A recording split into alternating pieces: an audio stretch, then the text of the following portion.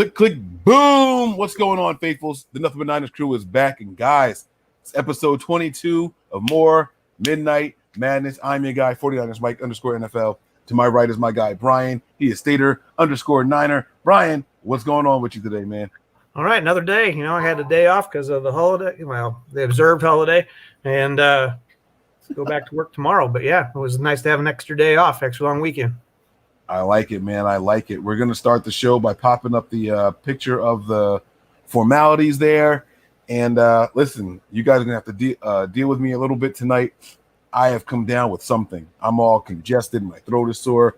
So I've made myself a little beverage, like a hot toddy type of thing. I did some tea with cough drops in it. And they told me to put a splash of whiskey in it. I don't know what that's supposed to do. Does it help it get into your bloodstream faster or something? Like, I don't know. I don't get it, but I'm trying it here. And I'm hoping for some relief in my throat. So if you see me like waving you down, man, it's because I don't want to read the next question or whatever. So, but hopefully everything else runs smoothly here. And let's get to what we saw on Twitter today. Let's do it. And I want to pat us on the back. I just want to pat us on the back. We have been going hard about these uniforms all night long, all week. Maybe even a little bit longer than a week. And we dug up the one tweet from the person here. No one else was talking about this. This guy legitimately had like 3 likes on his tweet when he posted his thing. We brought it up here about the helmets. We started doing some research. We were pulling them up. And all of a sudden, you see it all over Twitter today. Mm-hmm. Pictures from back in the day when the Niners were actually wearing it. We even have people doing special edits. What are your thoughts, man? What do you think about the look? You don't like it, huh? Nope, I do not like it. As soon as I saw it, I put it in the chat. I think Wayne responded, but it looks too much like a Browns helmet. I'm like, get out of here. I mean, I know it's not the same color scheme, but we have a logo. Like a Browns helmet. It doesn't look like a Browns helmet, dude. The old school one, not this one. To me, I know it's red and silver, and theirs is orange and brown, but to me, it just. Yeah, I don't know if it's the color quality in that picture, but it looks orangish red to me. I just don't like it. Even the one that they did the mock-up on Kittle, I'll keep our gold helmets all day long. All right, here we go. I'll be on this ledge by myself because that has been the overwhelming response online is that people are just not for it. They're not feeling it. And I got to be honest with you, man. If you're looking at these uniforms, the way they're projected to be, that gold helmet is a sore thumb. Brian, it doesn't fit. Look at what they're wearing. We are red and gold. Wear the gold. Bro, there's no gold in these. All right, see? The gold works because of the pants. If this is what they're wearing this year, if that's what they're doing, guys, I think I like this shit, man. I can't lie, bro. For me to get on board, you'd have to do a complete remodel, get rid of that silver stripe, or if you're going to do, I would put the white like on their pants. What they have with the white and black stripes on there, and then there still has to be. It cannot be just generic, man. We are the San Francisco 49ers. You need to have a logo on the side. I don't care if it's cross pickaxe or something. There's a logo on the side. It doesn't. Oh no, no, it is blank. It's like a Browns helmet. Oh shit, there is no logo on the side. It's not even numbers like Alabama. It's just blank. Yeah. All right. Well, there's already a different. If you look at this little mock-up edit here, the SF's logo in between George Kittle's eyebrows is up there. And this old photo here, it's not. That's right. Not even there. Well, they only have one bar on most of their face masks. Yeah. Not legit now anyway. A long way. So, yeah, I mean, I get what you're saying, but I do think that this looks better with the jerseys as they stand than the gold helmet. I do. That's my personal opinion. Now, the other thing is, I think this would even go well with the white jerseys. Yeah, I have no doubt that it would. The colors will work, but it's just as a lifelong San Francisco fan, man, and realistically only knowing the gold helmets, I just can't. Yeah. Unless you'd have to do something to juice that up some more because it cannot be just a plain. Yeah. We're not Cleveland. Yeah. We cannot have a plain helmet. And shout out to the graphic god on Twitter who did that edit there. I was trying to find the original one from him, but all I could find were people posting his picture. So I couldn't find. I even went to his page, and I'm assuming his. I went to the person's page, and it wasn't there. So I don't know. I even went through the tweet replies because you have your standard tweets and then the replies. Excuse me, and it wasn't in there. So, but yeah, thanks for the edit, man. We appreciate it, and I think that's gonna do it as far as on Twitter today. Was there anything else? Oh no, you said you had something. Oh, wait, from what I sent you earlier, or what I talked to you about real quick. I was talking about what you sent me. Something about from Kyle Posey. Yes, yeah. Where the sanctions came down. Yeah, let me pull that up real quick. We have been blaming a lot on this young man, Ambry Thomas. I mean, not Ambry Thomas, Diamador Lenore, as far as, the sanctions that were passed down and handed down to the 49ers for the minicamp foul ups. And according to something Brian saw today, it may not have been his fault. It turns out it was from someone else who got injured during camp, which I get, we probably should have figured that out because it was still a no contact time of the year. Right. And we never put 2 and 2 together. I mean, this guy's year is over because of this injury, and we didn't put 2 and 2 together. So if you got it there, you can go ahead and break it down. And yeah, so Kyle Posey from Niners Nation wrote an article, and it had several highlights in it. But one of them talked specifically about the league requesting a video of the 49ers workouts after offensive lineman Justin School and safety T. Moore sustained significant injuries during the Monday, June 7th practice, a source said. So School sustained a torn ACL after he and a pass rusher contacted each other during an 11-on-11 play in practice. As a result of that play, the NFL fined the 49ers $100,000 and head coach Kyle Shanahan $50,000. So per his source, that was the cause of the fine, and not the one that we previously. Not Diamador Lenore. So, young man, we owe you an apology. Definitely. Here I am thinking Shanahan's going to ban, cell phone use and stuff, and it's not even that. It wasn't that. The NFL launched an investigation, and rightfully so. You got a season-ending injury during a no-contact time of the year. We should have put 2 and 2 together, and I feel like we were a little when you quick to assume there's a word for it, but we're better than that here, and I apologize to that young man and if he saw the video. So that's that. Before we get to the questions, you want to? Oh yeah. So real quick, and this is nothing personal. I just want to put it out there real quick. I've gotten several, and I'm sure some of the other guys get them too, but I've gotten several requests for Facebook friends that I'm not going to approve, and I'm going to just give you a brief. That's for my family friends to get pictures of the kids and family type stuff. I don't use it for anything that has to do with 49ers. If I meet you one day and we have a conversation and we're going to have a further interactions, then that's a different situation. But like I said, it's nothing personal towards anybody. It's just that's where my family goes to see pictures of my boys and our trips and stuff like that. So it's not anything related to NBN. Are we friends on Facebook? I don't use my account a lot. So I honestly, I don't even know if we're friends on there, to be honest. Yeah, I think we are. I think you are. I think I am with it. Yeah, I think you are. Nick is, because Nick's everywhere. Wayne. I don't think that Tony and I have. I'm not sure Tony's on Facebook, actually. Yeah, he might not be on there. I don't think I've ever seen anything from Tony on there. Yeah, I just don't use mine a lot, and so I don't know who I'm friends with. It's just, so I don't know. But all right, let's get to the questions here. And for the first show in a while, we don't have one from our guy Nick Cork. We said yes, we do the show, and he's like, "All right, screw it, I got what I need." I'm kidding, Nick. I'm kidding. Just throwing a little jab at you, okay? Milo chimes in from over the pond or across the sea, I believe. Says, "Hey guys, once we move on from Jimmy and with more cap space, what players should they have a real crack at in free agency that might take us over the top and win the Super Bowl? Not this season, but next." So he's talking about next season, whenever and however we move on from Jimmy. For my 2 cents, I haven't really looked at next offseason as far as what free agencies are even going to be available. Well, then I'll give you the answer right now. I know that there was, for me, I feel like safety is an area that we might, depending on how Tony Jefferson works out and how Hufanga work out, That's an area that we may need depth on, and I know that Tyrann Mathieu is going to be coming up at the end of his contract, and the Chiefs are not going to be in a good space as far as their cap situation. So I think that we'd have a real shot at picking him up if that was somebody that we were interested in, and he would definitely be a contributor on defense. But other than that, I mean, I really haven't looked or have a name for you. Sorry. Von Miller. Von Miller. His contract's going to be up next year? Yes, sir. He's a 2022 free agent. Oh my God, I'm losing it over here, guys. Sorry. But yeah, my answer is just that simple. It's Von Miller for me, man.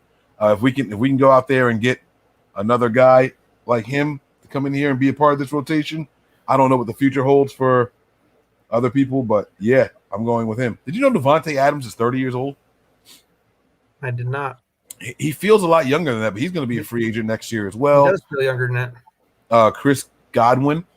I tell you what, Chris Godwin is an interesting one because if he if Trey has the arm that we think he's going to have, he can take advantage of some of that speed.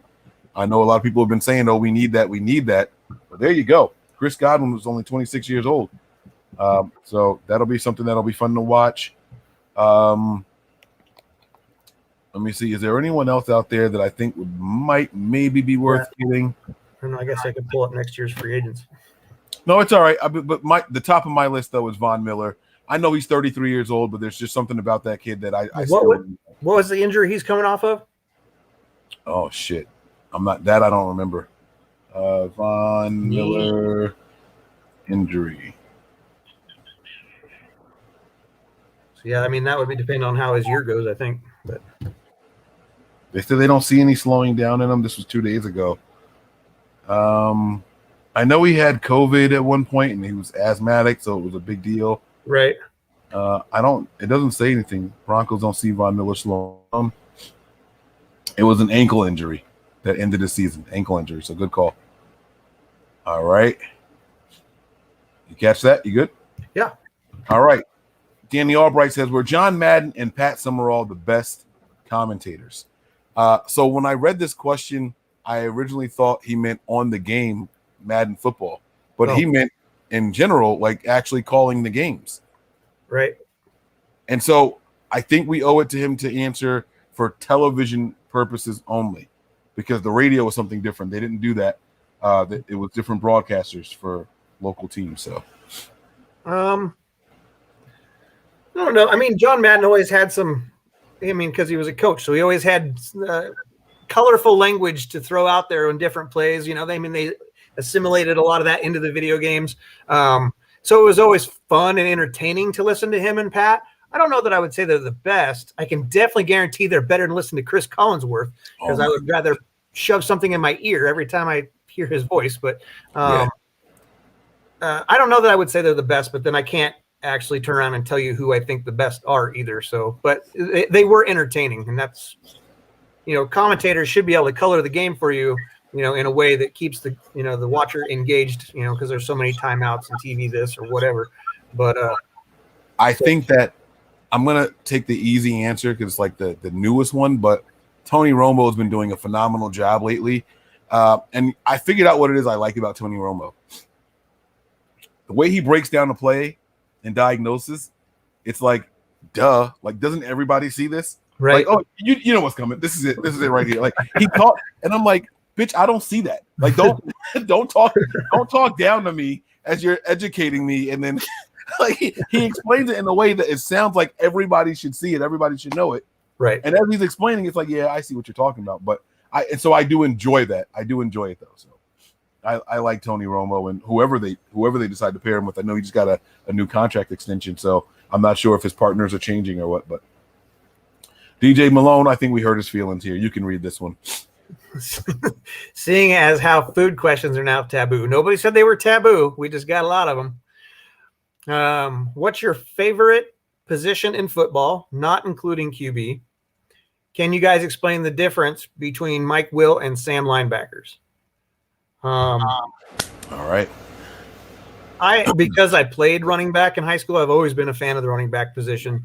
That was the first part of football before they got to the forward pass. I mean, that's how the game was played. And to to answer your question, yes, I can explain the differences between the Will, Mike, and Sam. Hey, so can I. All right, cool. I'll give you my favorite position, and then you can give your breakdown. If I have a different understanding of it, then I'll share that. But we'll see what happens here. We didn't ask us to break it down. He just asked if we could. Yeah. Well, I mean, so I'll let you explain it, and then or I'll explain it. It doesn't matter. But my favorite position is defensive lineman, and I like a good tackle or an end. And when I say end, I don't necessarily mean a pass rushing end, just someone who's really good on the edge, not outside linebacker. And that you can tell my two favorite. Well, I don't know if people know my second favorite player, but I like the Dana Stubblefield and Bryant Young combo. So that was like my thing growing up on that. So that's it. And then as far as the breakdown of the positions, you want me to just give a quick? I don't care. You can say it. I can say it. Doesn't matter. I mean, you and I might look at it differently too. So, all right. The Mike is just the middle linebacker. The Sam is the strong side. That's what the S is for. So that's the linebacker. He's going to line up on wherever side the tackle is, and then the tight end. So if the tackle and the tight end are on the same side, that's the side that the Sam linebacker is on, and then the Will is on the weak side, which is only the tackle side. That's my understanding of it. And the Mike and the Will the Mike and the Sam, what they're looking for and the way they play, from my understanding, is usually fairly similar. They're interchangeable, so you could have a similar type player playing both positions. Where your Will, and the reason that we see a lot of safeties get moved up into the linebacker core, they usually end up playing the Will position because they're more of a pass pro sort of. That's more what you're looking for. If your blocking is going to the strong side, then on the weak side, that's where your potential for your pass, or more potential for your pass play, is going to be. Right. And that's also why people have started to diminish the Sam linebacker, the position, is because the league is becoming a little bit more pass heavy. Right. And they're saying that position is kind of fading by the wayside, but it's not. It's really not. But you just change what your Will is able to do. You make him, and that's kind of more of like the Jack situation that they used out with what was the kid's name in Jacksonville? In Jacksonville, yeah, Miles Jack. Yeah, he became the Jack position, which is kind of like a hybrid Sam / Will. He can kind of do both things.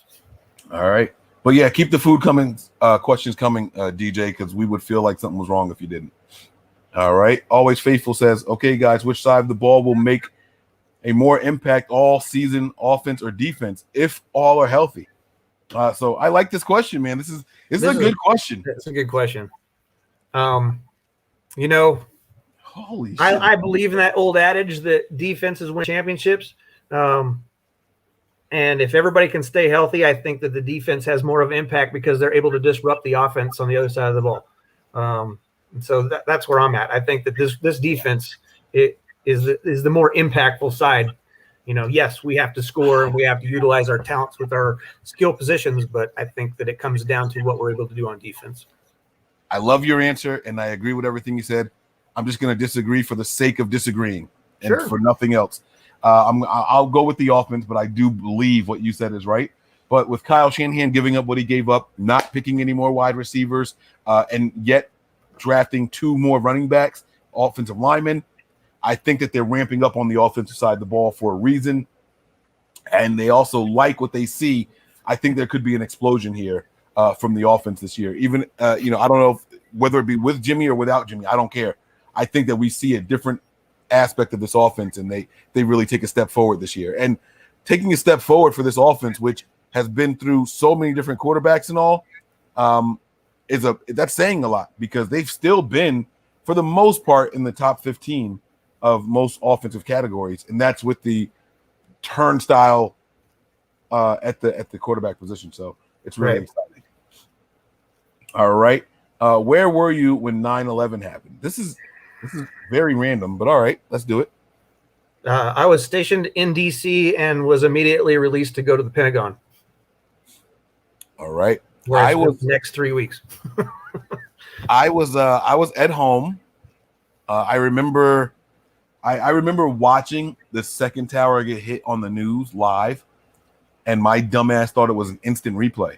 I was at home. I had my slacks on and my striped shirt. I was working at Kids Foot Locker at the time, getting ready to go to the mall.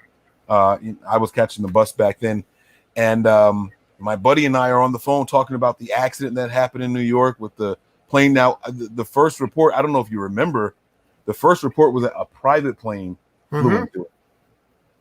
It was a private plane that flew. I was listening to Howard Stern, and the way that they explained it, it sounded like it was like a little prop plane, not like a jet or anything like that. Yeah. Yep. Exactly. And so that was the very first report, and we were like, "Oh man, some rich drunk guy flew his plane into the fucking building like an idiot." And we're sitting there, and we're like, "Oh, they just showed it. Like they showed a replay. They caught it. Like they must have like replayed it." And then like people like pandemonium on the screen. Right. Oh no, it's like. And so I remember I left, I caught the bus to the mall, and then when I got to the mall, they made an announcement over the PA. There were several other incidents, and all public places are shutting down. Like they sent everybody home. It was a very strange time. Yes. All right. Okay, guys. Who were the most difficult players or coaches we released or fired from our 49ers organization of all time? Most difficult players. I mean, does T.O. go right to the top of the list? I think Bryant Young goes right to the top of the list. What? He was not difficult. What don't? Oh, come on. You got to break it down, man. Oh, I was thinking like difficult for the team after they released him. Oh, like to move on from. Okay. All right. So maybe that's what he meant then. Okay. Oh, okay. Yeah, because otherwise, yeah, T.O. was the – yeah. Put your pen back in your sock, man. All right, I like it. All right, here we go. As far as coaches go, I don't know what coach was hard to move on from. I mean, I think a lot of people felt that that Walsh retired a little prematurely, but he left us in good hands with Seifert. Seifert won more Super Bowls. Whatever, I won't even go there because people don't like to talk about that. So it's whatever. Mark chimes in and says, with our linebacker depth after Fred and Trey, should San Francisco consider moving to a 3-4 front? We have the depth in interior D line to make it work. Feel like most of our edge guys have experience at 3-4, Sosa and Ford. Okay, I see what he's saying there, but all right, what are your thoughts there, Brian? So I'm going to go with no, just because we've been building this team and the player selections that the general manager has gone out and the scouts have found are built for a 4-3 defense. And so I think that it would be counterproductive, I guess, to switch to a 3-4. I know that some of these guys have experience, but that's not how this team was built. This team was built to actually be a 4-3 wide 9. And so, I'm not saying that they can't play in a 3-4 from time to time or move things around, but to just go and change your entire front to a 3-4, it wouldn't make sense based on the players that we currently have on the roster, to me. Yeah, no, I like the 4-3 because I think it's harder for teams to run just in general. And if you have good edge players in a 4-3, it's a match made in heaven. You're in 2nd and 8 most of the time, and you get to let those guys pin their ears back and get after it. So that I really like that more than the 3-4. And I don't think we have the personnel. I don't think we have the depth that people think we have at the linebacker position. We barely have 4 linebackers on the roster right now to run a 3-4. That's 3 down line.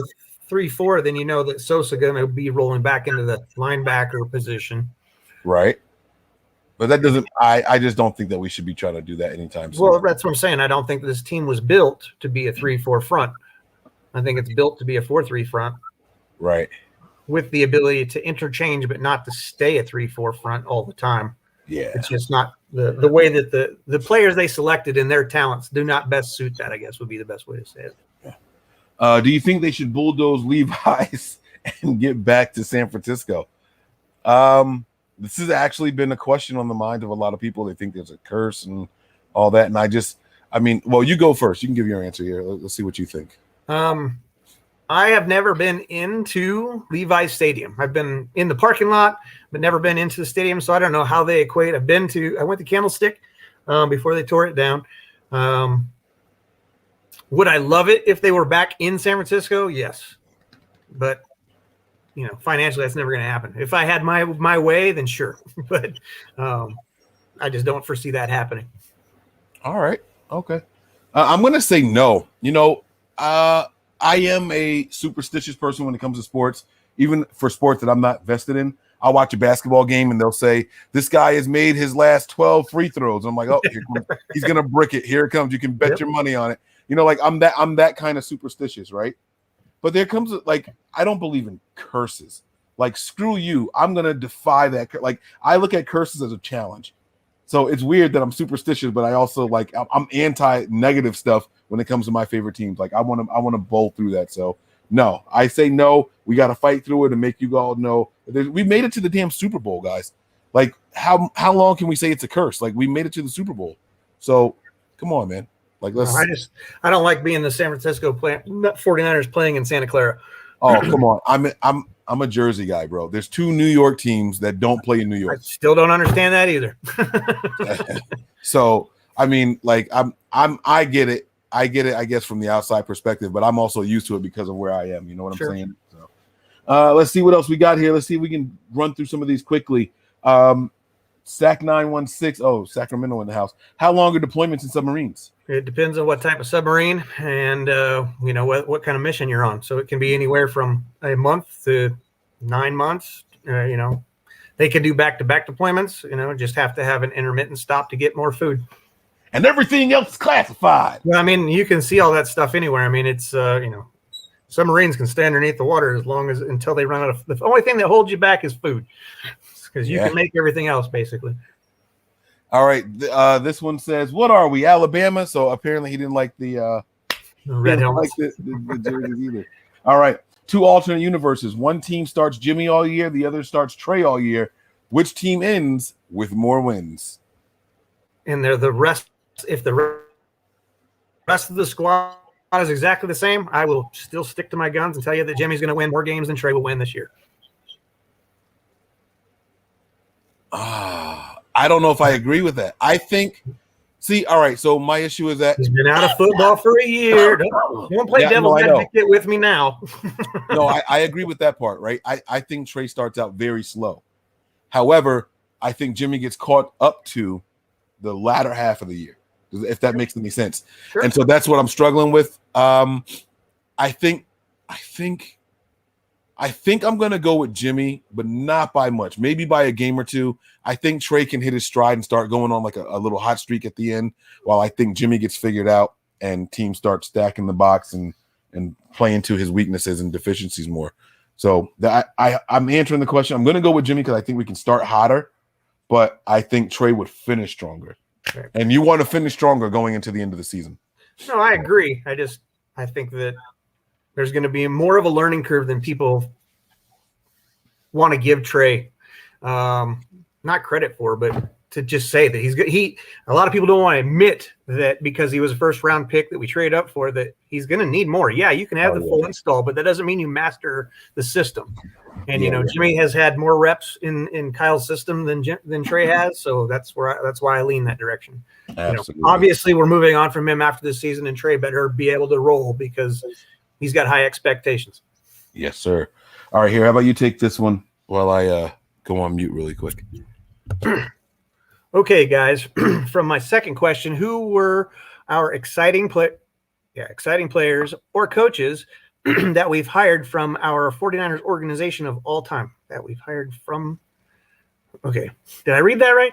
Okay, guys. From our exciting players. So what are some of your favorite signings, whether it be coaches or players?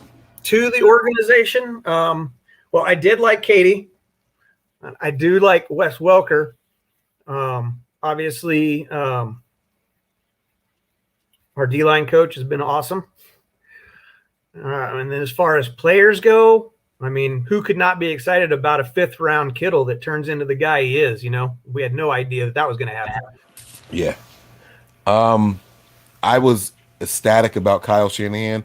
I remember watching Atlanta just really handle the Seahawks in the 2016 postseason, and I tweeted at Jed York, like, Jed, this is what you want. This should be the guy right here. Like, what you're seeing is what we should do to Seattle when we play them. So I was very excited about that. A player I was excited that we drafted that actually didn't work out. So I'll be completely honest here. This is It was Marcus Lattimore, the running back. I was like super excited, like way more excited than I should. I think he was like a 4th round pick. It was late, and I was just dumb excited. One of my favorite draft picks of the team. It didn't work out, but it was still a draft pick that I was very excited about. I knew he had to sit out for a year at least, and then he ended up retiring and never touched the field for us. So that's going to do it for us tonight, man. We want to thank you guys for rocking out with us. And Brian, you know what to do. Mahalo.